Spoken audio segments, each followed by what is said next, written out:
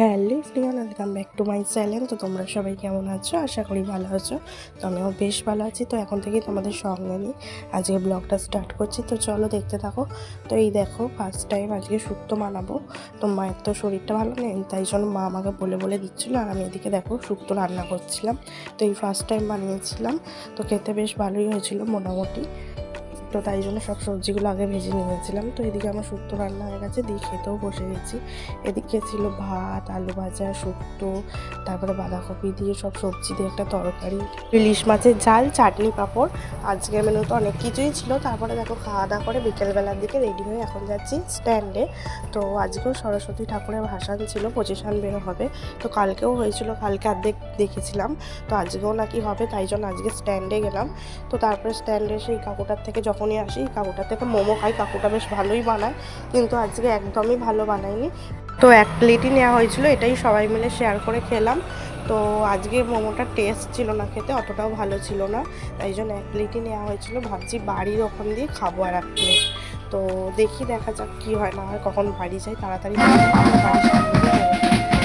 তো এখানে খেয়ে দিয়ে বসে বসে ঠাকুর যাচ্ছিলো দেখছিলাম। তো তারপরে এখান থেকে দেখে বাড়ি চলে যাবো।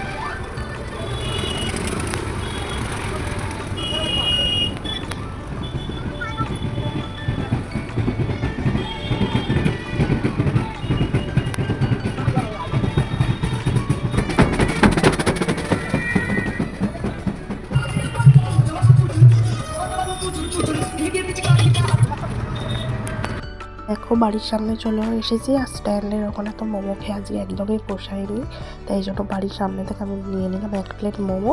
আর নিচ্ছে ওইদিকে বিরিয়ানি, আজকে ডিনারে হবে বিরিয়ানি।